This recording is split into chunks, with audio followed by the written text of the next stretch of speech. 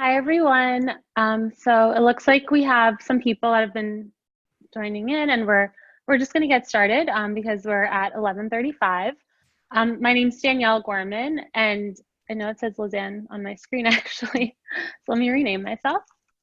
And I'm going to be filling in for Lizanne today. I'm really excited to see all of you, and I've been helping Lizanne with the Pink Talents and Angels. So super excited to be filling in for her and kind of sharing my knowledge, as well as having Kristin Tucker share as well. So we can go on to the next slide. And this topic is going to be about how to successfully poach talent, which is definitely top of mind for a lot of companies right now. So just to recap about what PTA is, it's a community for female entrepreneurs and investors. And it's all about creating an ecosystem for early stage founders so that they can receive guidance on how to run a company and successfully raise capital. Lizanne started this initiative last year, and it's quickly blossomed into an amazing community of people who are experienced executives as well as really early stage entrepreneurs. And it's really all about helping one another, because through Lizanne's experience, she's seen that when women help women, it's a win for everyone. And for those of you who aren't familiar, Lizanne started Think Thin, and she successfully sold it in 2016. And she's seen this firsthand, where females need to support one another in the workplace, and it leads to incredible connections and hopefully successful businesses and being able to raise capital. So next slide. So just to give you some updates on what's going on with PTA and kind of our needs right now, what we're asking our members for.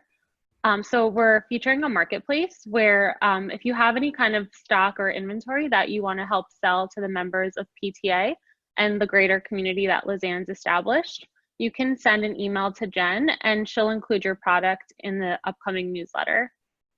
And then also, as you know, we're doing entrepreneur spotlights on social media. So if you want to have your product featured and your story featured on Lizanne's social, definitely encourage you to reach out to Jen as well, and we can get you featured for that. So just to set the stage for why we're having this conversation and why this is really important, as you all know, unemployment's at an all-time high. Back in April, it spiked to almost 15%, which is the worst since the Great Depression. So there's definitely a lot of horrific things happening. You know, there's people losing jobs, and our communities are definitely hurting. But on the flip side, there is room for opportunity for leaders and early stage entrepreneurs. And we wanted to really bring that to the forefront today. So, you know, through all this turmoil, there are opportunities. There's a lot of people who are out of a job that are looking for their next thing and who are looking for something really specific right now that startups can give them. So they're not interested in that traditional 9-to-5 anymore. They now know that working from home gives them a greater work-life balance.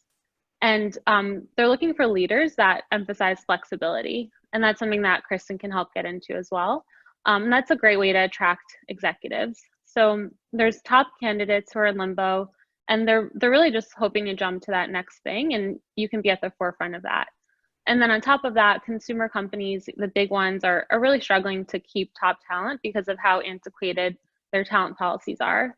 So you can be at that forefront and help poach new talent that's looking to leave. Next slide. So just to set myself up, my name is Danielle Gorman. I'm an early stage investor, and I also help Lizanne with the Pink Talents and Angels, and I'm really proud of the community that she's built. And then with us today, we have Kristin Tucker, who has become a really good friend of mine. She's someone I really trust in the talent space and recruitment space, and I often ask her for advice. So it's awesome to have her here. I think we're really lucky, and since this is virtual, we're able to get her, even though she's in San Diego, and have her be part of this.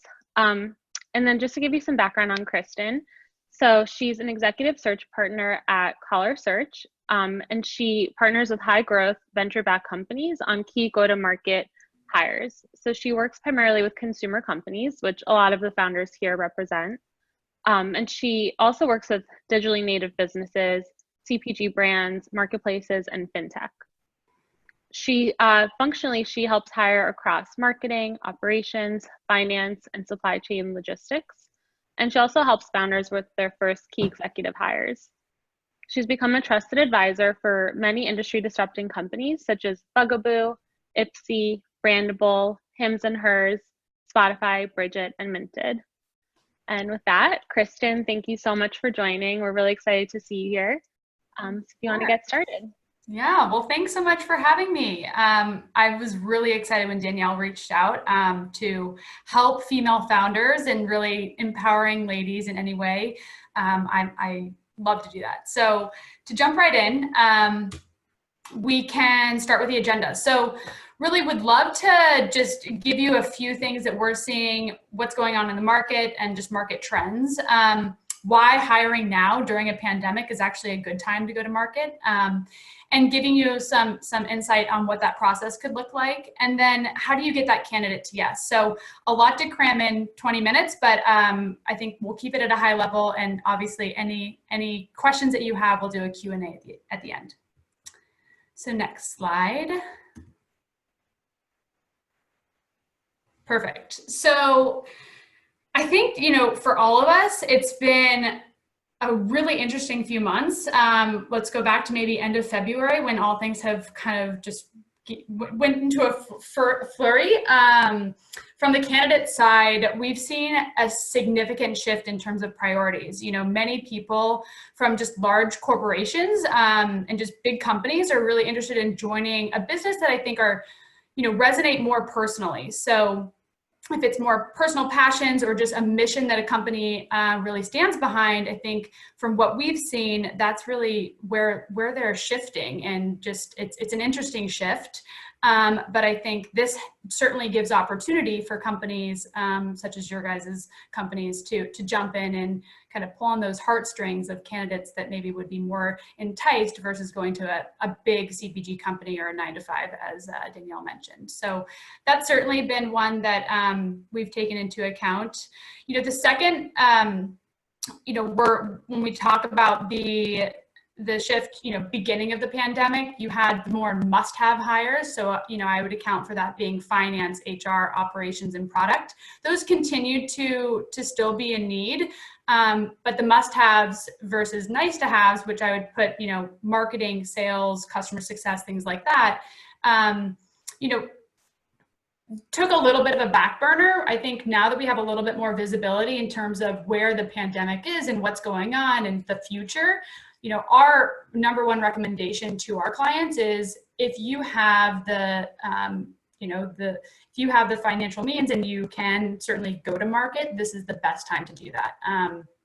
The third bullet being that, more candidates are in the market. More candidates are also just willing to have those opportunistic conversations, which, can turn into a very organic hire. So it's great to just, think about that as you're thinking about a search, given just the visibility that we have in terms of candidates being eager for, those mission-driven companies, along with just likely being out of a job or considering what's next.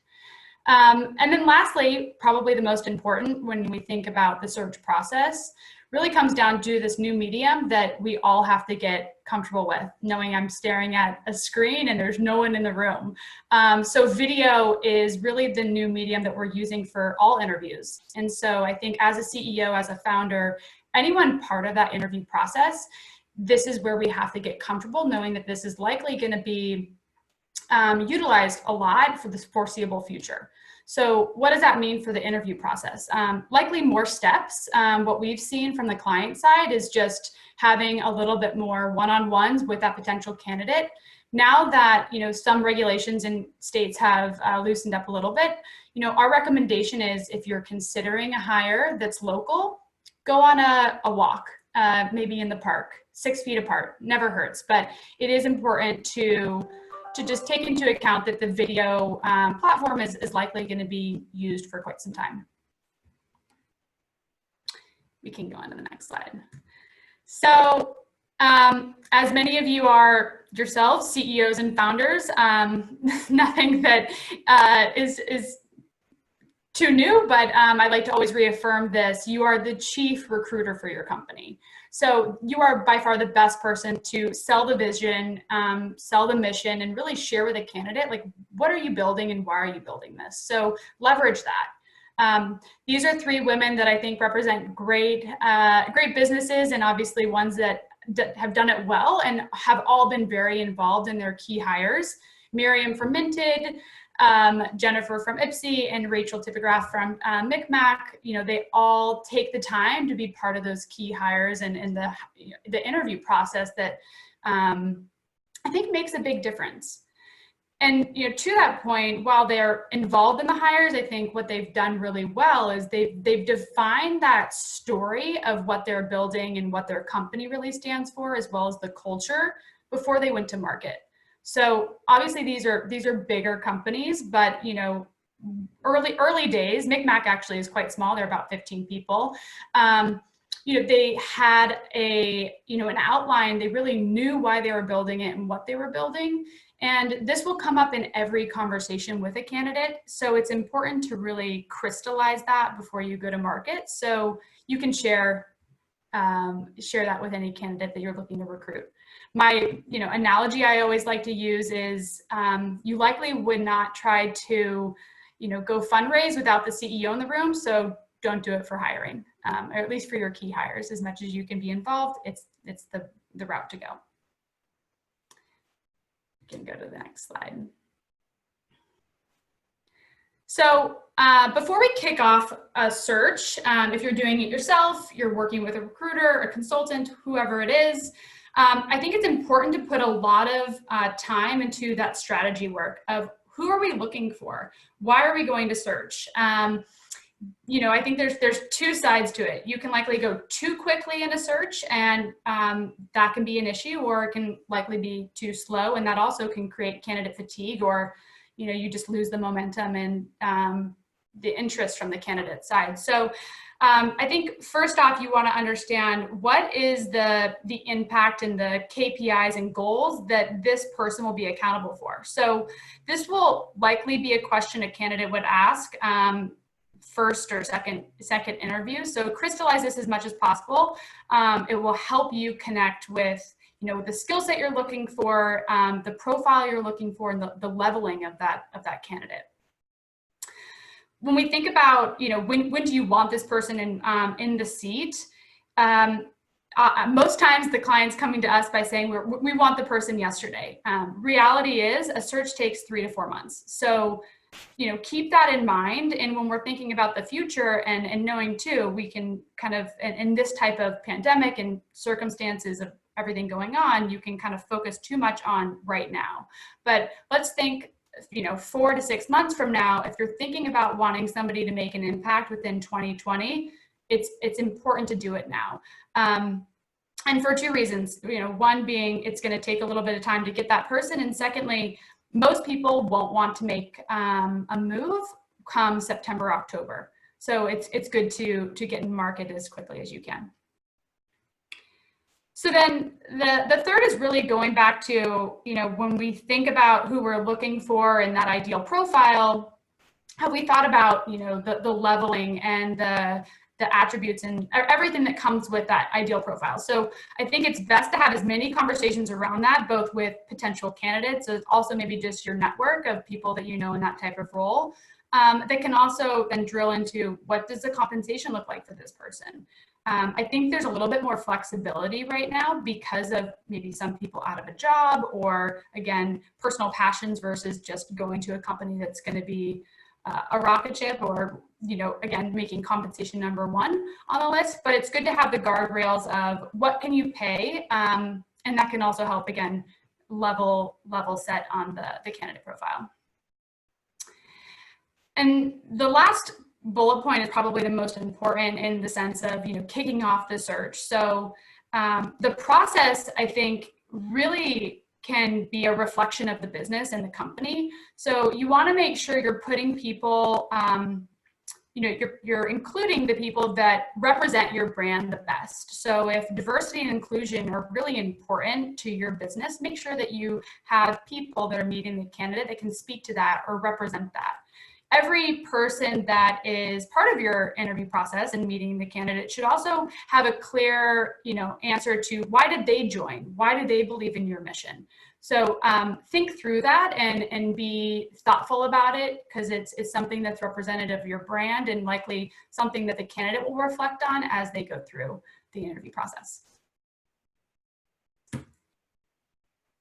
So I wanted to, share a few slides that could be kind of takeaways. We don't have to go into a deep dive of this, but this is more just the search process and really piggybacks off of the questions we just discussed.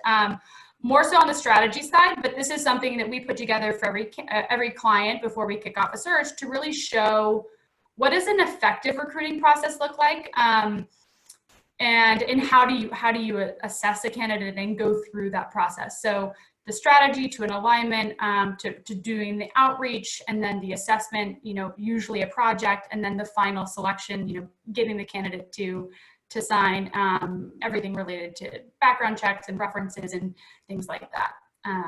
But I would share a formal process or guideline for you. We could jump to the next one, Danielle. So I know many of you will likely just be doing your own search work or finding that hire, but in case this could be helpful long-term, wanted to share, a few quick tips on different resources and search firm models. So, you have the retained search firms, such as Koller Search. So we work exclusively with the client, really more white glove approach. I would say retained search typically is for more executive hires, the key hires that maybe there's only a handful of people that could do the role. Contained is an interesting new model that has come about in the last few years that I think kind of hits the middle ground between retained and contingency. So you usually have a small retainer up front. It's used a lot for middle management because I think it's a great balancing act if you're not wanting to pay the premium of a retainer, but also want a little bit more hand-holding than contingency. And then contingency again is just the early, usually utilized for early levels or entry level hires. And it can be more cost effective knowing that you're not going to be paying anything up front. It's more of a volume play and getting resumes in front of you. So I think at the end of the day, though, when you look at any search firm and you're partnering with anyone outside of your own company, you want to find that strong partnership. And I think that's across the board. You're looking for someone that you trust, someone that you believe will represent your brand, just as well as you would. So they're an extension of your team, and that will tell your story and understand really the goals that you're looking to achieve. So having those one-on-one conversations and really deep dives as much as possible before you go to search or before you ultimately choose a partner is really important. And if the search firm is an expert within that market, amazing. I think that can certainly be helpful. You also could go the generalist route and get more unique profiles. I think either way, they should be able to share some potential candidate ideas for that role to get you thinking and share how they would approach the search and what makes them the right partner. So always ask for potential candidate ideas. It's a very normal thing and should be expected in terms of what we should be able to provide before going to search. And lastly, if you do go the search route, not everything is roses. So it's good to understand, how does somebody handle a tough situation? Search is an interesting business in that we're working with humans. It's not a technology. We can't optimize it and know the outcome. There's a lot of variables that are out of our control. So how did they handle a tough search? How do they handle, something going south, and how do they get it back on track? So it's good to ask those questions just to have a better sense of their way of working and their strategy around all of that.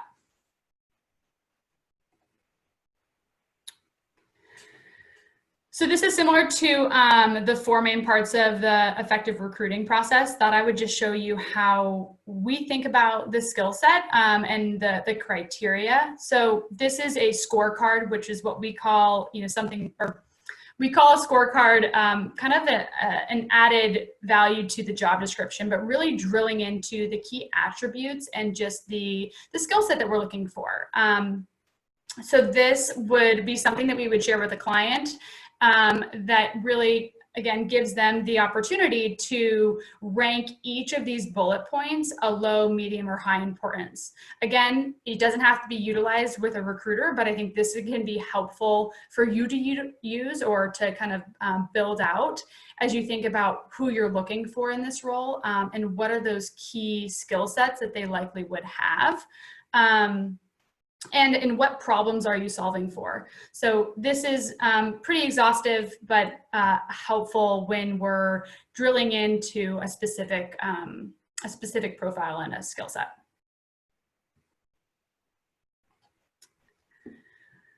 Okay, so now we're going to go to search. How do we go to search, or how are we going to reach out to that candidate? Again, these are tips that I think can be utilized both as a recruiter as well as an individual CEO, founder, whoever is going to do the outreach. First, it's always great just to leverage who you know, leverage your network. If you are VC funded or have investors, you know, they're likely very well networked. So asking for those introductions through, if it's friends or the board, and keep it general. If it's coming through a connection, it's always great just to have that conversation more generally, get to know them, assess their potential cultural fit. And then if you feel like they fit those they have the soft skills that really fit your DNA of a business and a company, then you can maybe do a soft sell and, you know, sell them on your vision and your mission. What are you building and why? How could they kind of fit within that, within your organization?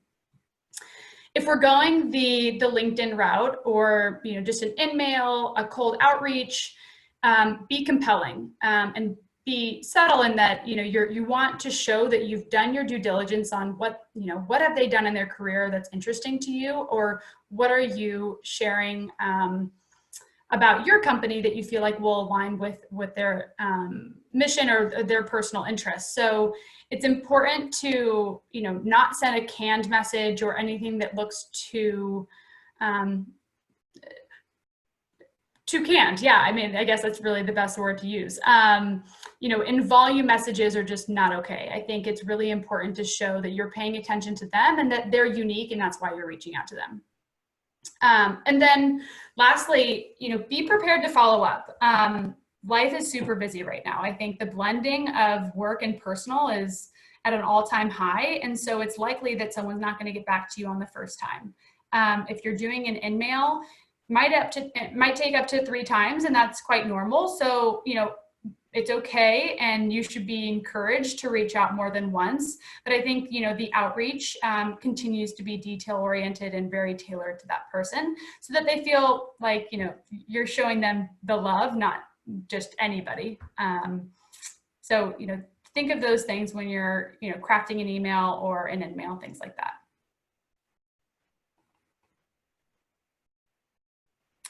So I think this is probably the most important part as we think about the recruiting process that could go in so many different forms, really depending on who's part of the process on your end and how many touch points you have. When we get to the negotiation of the offer and the delivery of that offer, you know, we recommend by the second conversation, you have a good sense of where you would need to come in at for them to consider the role. So you've had maybe the cup of coffee, you've had the first conversation, the second conversation should be really drilling into how do they fit into your business? And if you were to consider them seriously, what would it take? If you're going for somebody at a larger company, maybe there's other avenues outside of just compensation that could be really enticing. So I think it's best to have just that honest conversation as soon as possible. And it goes back to the prep work that you've done in terms of what is the budget that you have for this role. And maybe you're, you know, taking budget from somewhere else in the business, but it's good just to know all those variables. I think a few negotiation ideas that could be helpful is, you know, just getting a sense of what would maybe be the equity stake that this person could own in your company versus taking the cash incentive. So it's very common that there needs to be kind of that negotiation and knowing that this person has skin in the game and that they're willing to, give up a little bit on the cash side to get more equity. So I would start there. And I think getting a good sense of what does that equity look like, work with your board, your investors. Many times the firms have a good, a lot of data on what, leveling each level should get, just really depending on your funding stage. But I would start there. And then I think that there's other ways to make it a win-win. It doesn't always have to be compensation, but what are other things that are important to this person? So again, making that tailored by each person and what they're looking for could be really helpful. In terms of, I think the perks today post-COVID, I think the easy one would be a work from home situation or a more flexible schedule. So really, I think that's probably the number one I hear more than not. Prior to COVID, I don't think it was as often that we would have clients be willing to have someone work from home, but I think that that's going to be a real trend and something that candidates are going to demand. And so this is your opportunity to get ahead of all the corporate businesses and just the corporate guys to own that and offer that. So I think that could be a unique piece.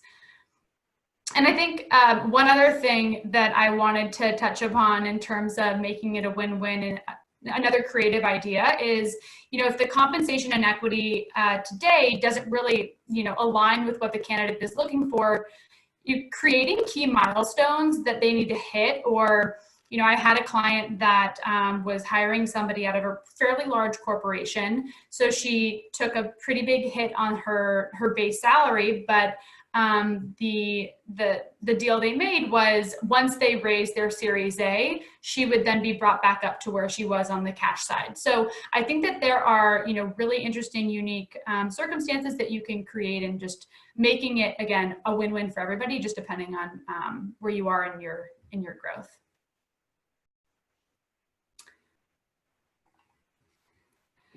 So now we have the signed offer. The candidate starting in 3 weeks, amazing. This is another critical piece to not forget. It's not only really good to keep a pulse and have a touch base ever so often with that candidate that's going to start soon, but also having a plan in place for onboarding. And, what does that look like virtually? Again, this is likely going to be a virtual onboarding process. So who's going to be the main point of contact for this person? Did you guys set up maybe a Zoom or Google Hangout for the day that they started? All the little things really matter. So it's good just to have something in place to understand, what they can expect and what you can expect. Sharing any materials that they can read up on prior to their first day. I think people love to get invested and involved as soon as possible. And again, we're looking at candidates that are entrepreneurial, that, really want to roll up their sleeves and do the work. And so the more you can share, the better off, I think, each party will be, and their first day will be that much more seamless. And I think it goes to show the numbers. The better onboarding process you have, the higher retention rates you'll get out of that candidate. So it's important to really think this through and make sure that you're being thoughtful about it. So that's a little bit about recruiting, the high level of how to find that candidate and that executive. Would love to turn it over to you guys and answer any questions maybe specific to your business or any questions that you have related to recruiting. So if you want to write some questions in the chat box, we can kind of organize it that way. And I mean, I already have some questions off the gate, so I'd love to kick it off. Thank you so much, Kristin. That was awesome and definitely very tailored to this crowd because you work with so many different types of companies and businesses. And I think what's important to recognize is that really early stage companies have different needs than bigger companies. And I think this is great takeaways and tips that everyone can kind of create a DIY solution if that's what they want to do. So just off the gate, I think one of the biggest things is, how do you create a virtual culture? How do you sell your company culture when you don't really know when you'll all be back in the office? And what Yeah. are some creative things you've seen companies do? Yeah, that's interesting. An interesting question that I think has come up a lot. I think we've seen some creative things. I would say the most common one is either like a happy hour or coffee meeting every week, and just having everybody a part of that on a Zoom call or whatnot. I think that can be super helpful. I think also creating more one-on-ones. So it's what we've talked to a client about recently is they've paired up everybody within a company at different times just to kind of have a conversation. It doesn't always have to be about business or work, but again, you'll create that culture very organically by just having people, work together or have conversations that maybe they wouldn't have had, if it wasn't for that setup. I think that the platforms that are leveraged more than ever right now is like a Slack or go the Google chat route. Something that again can just be a place that everyone can jump into, say hello, whatever that may be. Got it. Then another thing is, like you said, personal and professional is totally blended right now. People, might jump out of bed and go straight to their laptop. There's no like getting ready time or anything. Yeah. And then at night, it's hard to shut off. And I've heard from so many friends that they're working more than ever now. Yeah. So as a leader, how do you recommend that they set those boundaries and explain like work, like, everything's flexible right now, but we're not expecting you to work around the clock and get burnt out? Yeah, I think that's a good point too. It starts from the top, right? So if it comes from the founder or a partner, and you're kind of instilling that you can take a walk in the middle of the day, or please shut off by 6:37. I think it's a good reflection of everyone can do it. So it really does start from the top to really create that that precedent that it's okay to do that. At our firm, we are giving summer Fridays early and making sure that people are taking at least one day off a month. So it's important to create those guardrails. And I think it's the leaders, the founders and CEOs to set the precedent. For us, we also try to make sure we're, as a partner and my other partner, we don't send emails on weekends or anything like that, just because I think it sends the wrong message. Got it. And then the other point is, so if you're looking to poach people from big companies right now, or if like Uber, for example, had a lot of layoffs. So if you see that, what's kind of a good approach about knowing who to reach out to on LinkedIn? Like, are there any tips of, they've been at the company for 5 years, like maybe they're burnt out or they haven't gotten a promotion recently? What do you kind of look for to know that there's a cue that they're ready to go?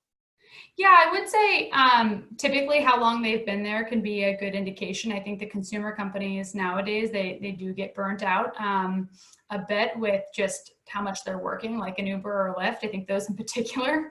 I think I err on the side of, if you like their background, reach out with, because of how many people are being laid off today. It's pretty astronomical numbers.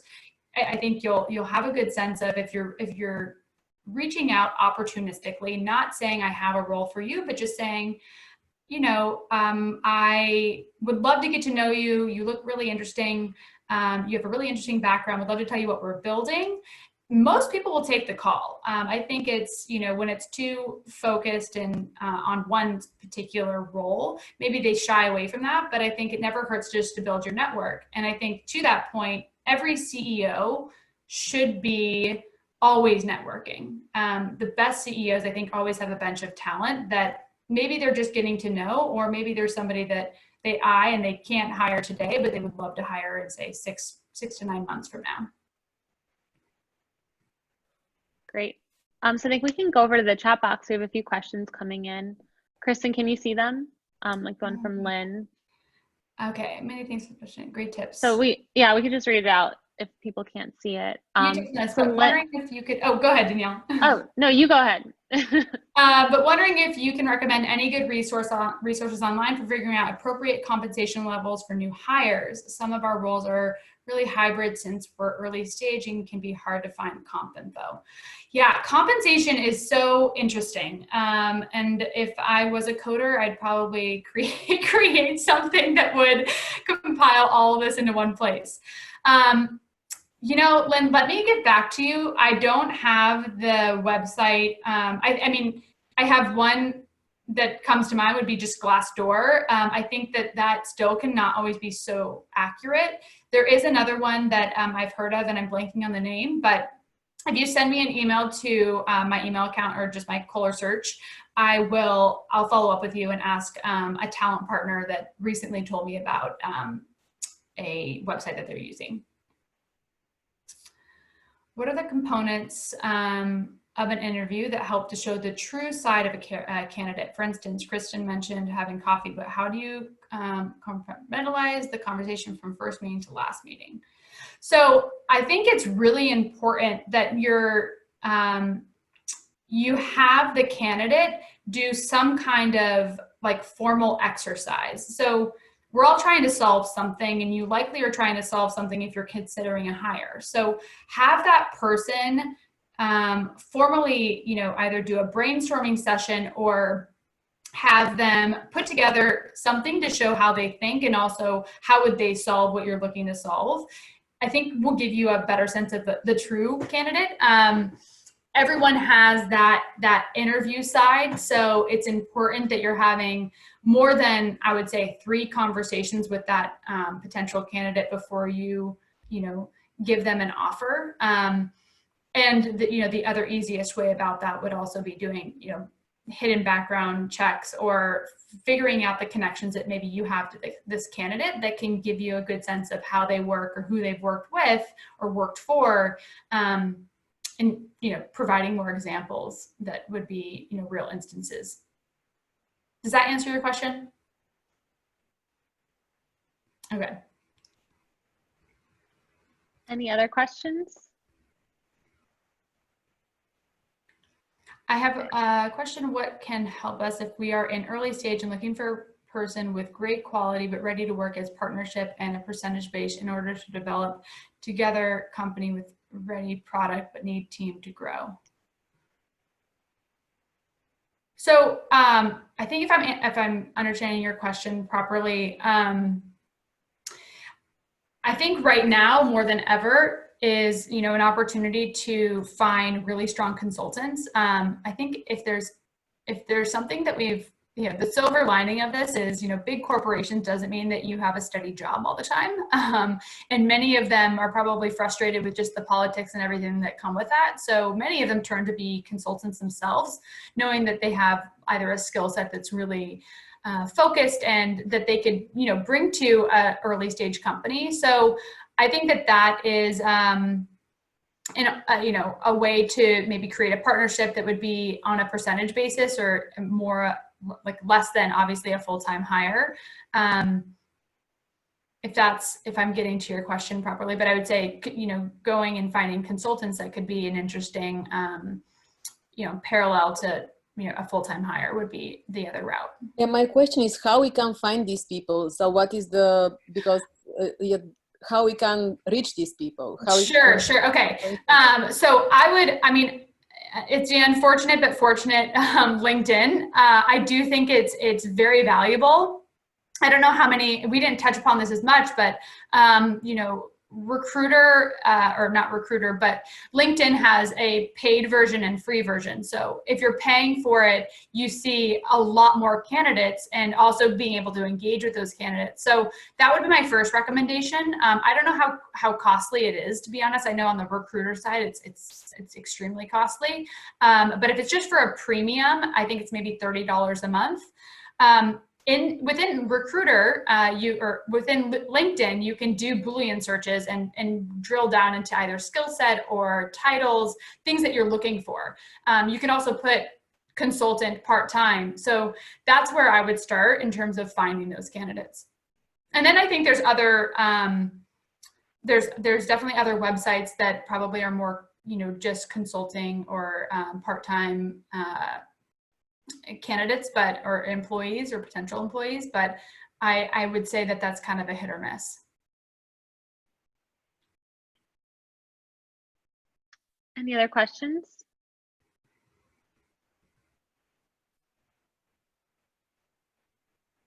Going once.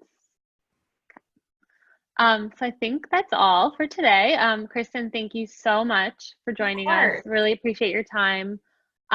Just a quick thing. So Lizanne will be back next week.